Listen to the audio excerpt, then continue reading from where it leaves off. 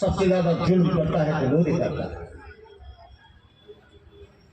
किताबा में सबसे ज्यादा जुल्म करता है तो यादव करता है। इन लोगों को समझना चाहिए कि हम तुम्हारे भाई हैं, तुम बड़े भाई और हम छोटे भाई हैं, लेकिन ब्राह्मणवाद के कहने से उनके दिमाग पर ब्राह्मणवाद छाया हुआ है।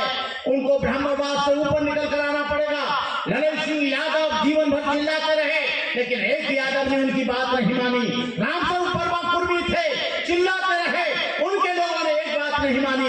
ज्योतिराव फुले चिल्लाते रहे, माली लोग भगवान के सामने फूल बेच रहे हैं। गाड़गे महाराज चिल्लाते रहे, धोबी लोग गंदे कपड़े धो रहे हैं। ये लोगों की जब समझ में आ जाएगा, देश में सामाजिक परिवर्तन हो जाएगा, सामाजिक क्रांति हो जाएगी, सामाजिक बदलाव हो जाएगा, संसद चेंज हो जाएगा। हम चाहते हैं कि हमारे ओबीसी के लोग, हमारे भाई लोग, हमारे दोस्त लोग, अभी मुसलमानों की मीटिंग हुई थी यहाँ पर दिल्ली में, बहुत बड़ा सैलाब था। मुझे बोलने का मौका मिला, मैंने कहा आप मंच पर साझेदारी करो और हमारे जो उत्पीड़न की लड़ाई है उसमें भी साझेदारी करो, लेकिन तुम करते नहीं हो। तुमने अपने संगठन में सारे के सारे लोग मुसलमान रखे हैं, और मैं कहता हूं मुसलमानों ने जितना जुल्म किया उनके बीच में कहा तौफीक खान के बीच में, उतना और किसी ने नहीं किया। अप्रैल 2018 को एंटी कैविटी एक्ट के खिलाफ यहाँ के लोग सड़कों पर उतरे और सड़कों पर उतरकर उन्होंने पूरी तरह से संघर्ष किया। 12 बच्चे मारे गए, 12 के 12 बच्चे जहाँ वो चुनाव थे, एक भी इसमें और कास्ट का नहीं मरा।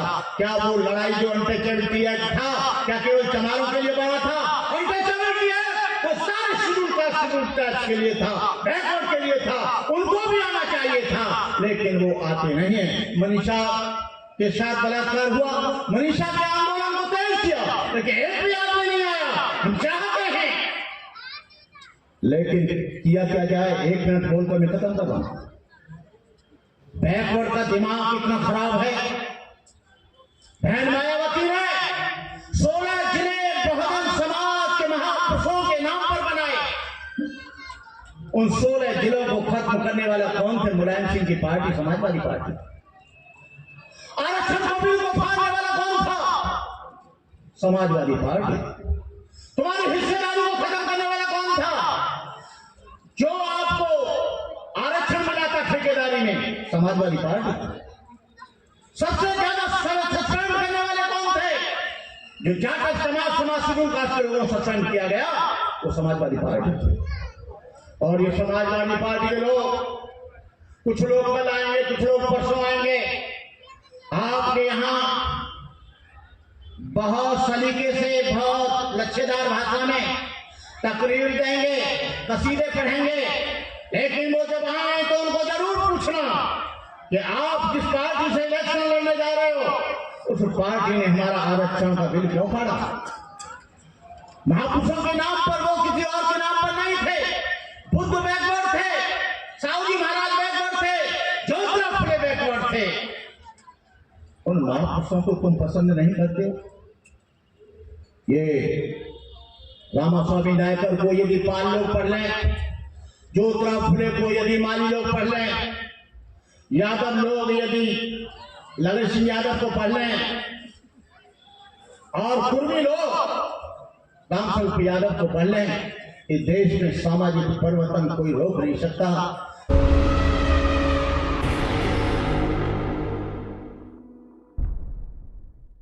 घंटा नहीं लगेगा, आईबी आएगी, आईबी रिपोर्ट कराएगी, उसको जेल में डाल दिया जाएगा। लेकिन जो संविधान बदलने की बात करते हैं, जो हिंदू राष्ट्र बनाने की बात करते हैं, उनको हम आगाह करा देना चाहते हैं, ये देश तुम्हारे बाप की जागीर नहीं है, ये देश मुसलमानों का है, ये देश ईसाइयों का है, ये देश सिखों का है, ये देश दलितों का है, ये देश बुद्धिस्टों का है, ये देश जैनियों का है, ये देश पारसियों का है। तुम एक बार इसको हिंदू राष्ट्र बना के देख लो, तुम्हें मालूम पड़ जाएगी कि भारत के कितने राष्ट्र बनेंगे। ये इतना आसान नहीं है। कहने का मतलब ये है, ये इम्प्लीमेंट करने के लिए, एक्सपेरिमेंट करने के लिए ये लोग काम करते हैं। कानपुर में बुद्ध कथा हुई, अंबेडकर की विचारधारा हुई, लेकिन सिर्फ लोगों ने वहां के टेंट को जला दिया गया, आयोजकों को और वहां के कथावाचकों को मार मार के घायल कर दिया गया, उनके ऊपर जानलेवा हमला हुआ। क्या है? तुम राम कथा कर सकते हो, श्री कृष्ण कथा कर सकते हो, तमाम देवी 33 करोड़ देवताओं के ऊपर कथा कर सकते हो, लेकिन क्या इस देश में बौद्ध कथा नहीं हो सकती क्या? जिस बौद्ध के नाम से ये बोली जाता है और कहता है कि मैं बौद्ध देश से आया हूं, लेकिन यहाँ पर बौद्ध कथा नहीं है। लेकिन मैं उत्तर प्रदेश सरकार का आभारी हूं कि इन्होंने अनटचेबिलिटी एक्ट के अंतर्गत FIR करके 8 लोगों को पकड़ लिया। हमने कहा इनका आजीवन कारावास होना चाहिए, 302, 307 के अंतर्गत होना चाहिए। इन्होंने धर्म की हानि की, इसके लिए होना चाहिए। इन्होंने अनटचेबिलिटी एक्ट के आधार पर किया, इसके लिए होना चाहिए। ये देश आप लोग एक नहीं लाख चीज करते रहना। सामाजिक परिवर्तन बाबा साहब ने कहा था कि राजनीतिक चाबी ऐसी चाबी है, इस चाबी से सारे दरवाजे खुलते हैं। आज बीजेपी सत्ता में बैठी है, सारे देश सारे गांवों में हर जगह कथा हो रही है, हर जगह मनुस्मृति पढ़ाई जा रही है, हर जगह तुमको दबाने की कोशिश की जा रही है। ये कार्यपालिका का मतलब है वो IPS IAS देश को चलाने वाली कार्यपालिका, जो इस देश को चलाते हैं ब्यूरोक्रेट लोग। वहां पर तुम्हारा एक आदमी नहीं है।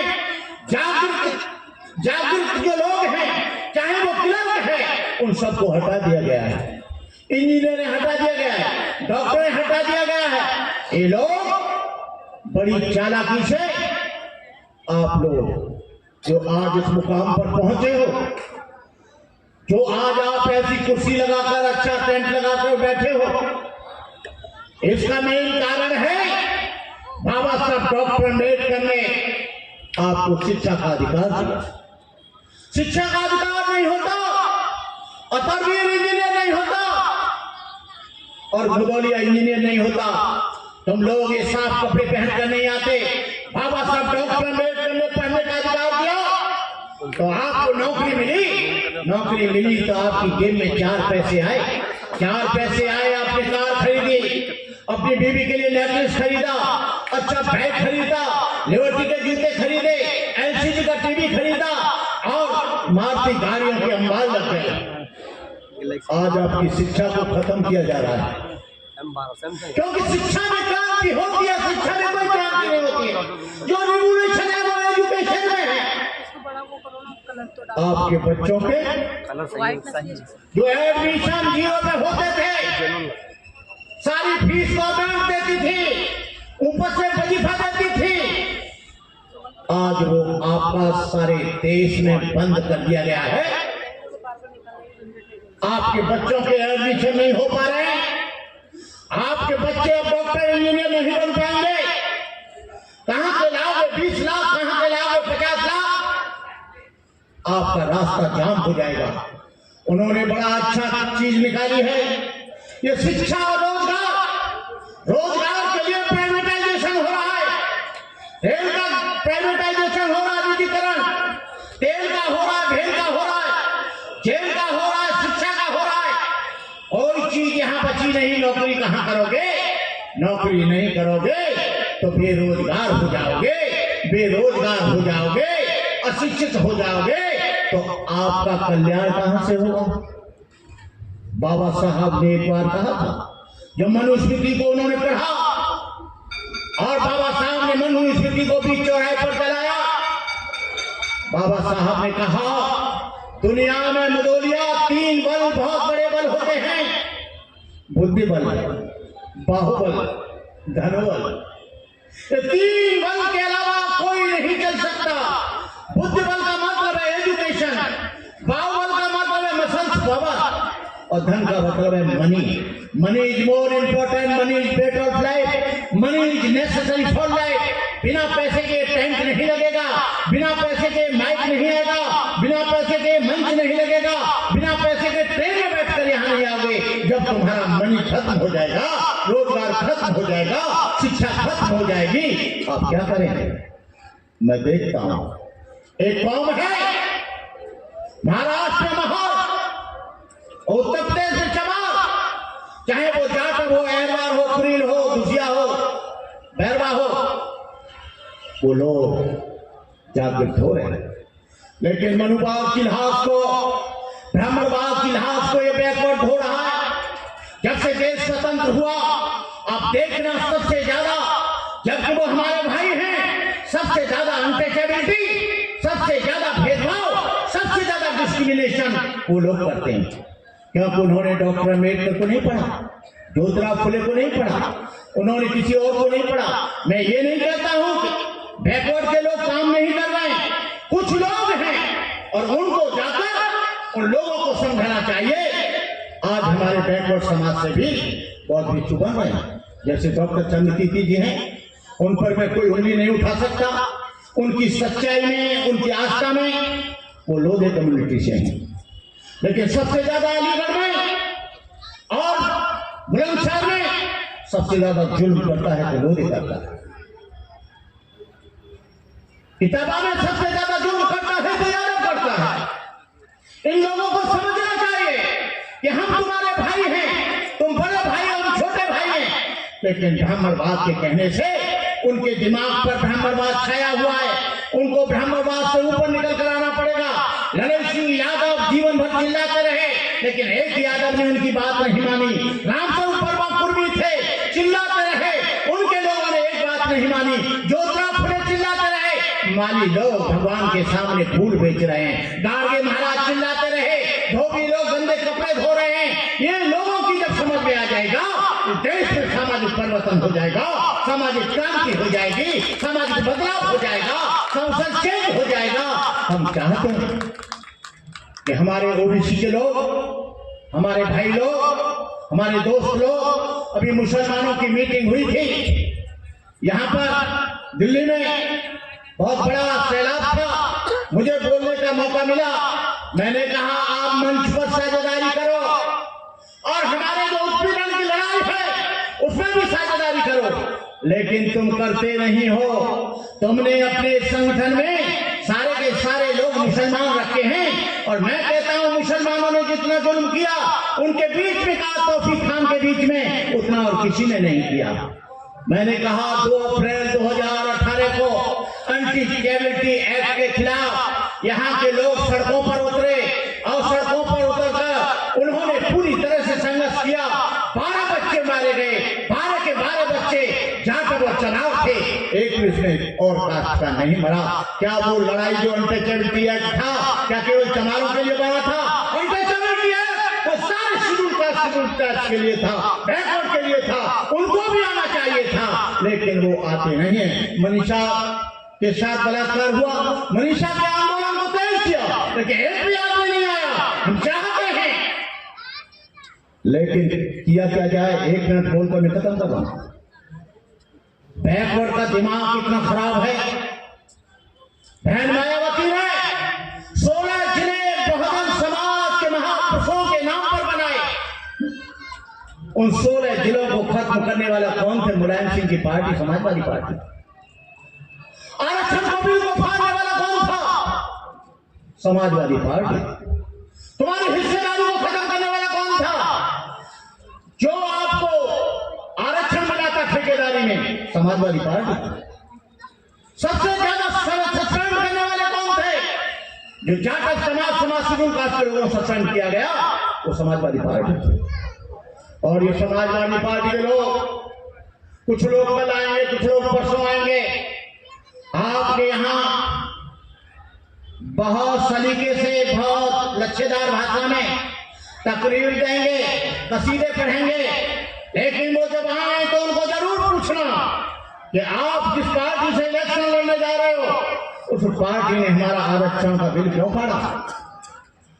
महापुरुषों के नाम पर, वो किसी और के नाम पर नहीं थे। बुद्ध बैकवर्ड थे, साहू जी महाराज बैकवर्ड थे, ज्योतिराव फुले बैकवर्ड थे। उन महापुरुषों को तुम पसंद नहीं करते? ये रामास्वामी नायकर को यदि पाल लोग पढ़ लें, ज्योतिराव फुले को यदि माली लोग पढ़ लें, यादव लोग यदि ललित सिंह यादव को पढ़ लें, और कुर्मी लोग रामस्वरूप यादव को पढ़ लें, इस देश में सामाजिक परिवर्तन कोई रोक नहीं सकता। इन्हीं शब्दों के साथ मैं आप लोगों को तहे दिल से शुक्रिया अदा करता हूं। आज हमारी लड़ाई जमहूरियत की है, जुल्म की है, अत्याचार की है, अंधविश्वास की है, आडंबर की है, पाखंड की है, सोशल डिस्क्रिमिनेशन की है, अनटचेबिलिटी की है। और हमारी लड़ाई शिक्षा की है, हमारी लड़ाई स्वास्थ्य की है, रोजगार की है। इसके लिए हम सब लोगों को पूरी तरह से 2024 का ध्यान रखते हुए आप लोगों को फैसला करना पड़ेगा। आज मुस्लिम लोग भी जगह जगह जा रहे हैं, काम कर रहे हैं, लेकिन तमाम लोगों में ये चिंता है क्या होगा। इससे नुकसान केवल शेड्यूल कास्ट का नहीं होगा, हर एक कौम का होगा, उन कमजोर लोगों का होगा जो लोग शिक्षित नहीं है। शिक्षा के द्वार बंद हो जाएंगे, धन अर्जित करने का रास्ता बंद हो जाएगा, आप लोग जानवर बन जाएंगे, चूहे बन जाएंगे, बिल्ली बन जाएंगे, आप लोग गीदड़ बन जाएंगे। आपकी जिंदगी जो हजारों साल पहले थी वैसी हो जाएगी। इन्हीं मिटा दो लुटेरों की शोषण की हस्ती, मिटा दो जातीयता वाली बस्ती, मिटा दो गरीबों की फाका परस्ती। वक्त जिहाद है सभी रक्त का नहीं, वो खून का कतरा किसी के अश्क का नहीं। बुलावा सरफरोशों का हुआ आखिर है मैदान जानदारों का, मर्जे इश्क का नहीं। जब तक है चांद सितारे, जब तक है धरती अंबर, भारत ऋणी रहेगा उसका, अमर रहेगा मिटकर। जय भीम, जय भारत।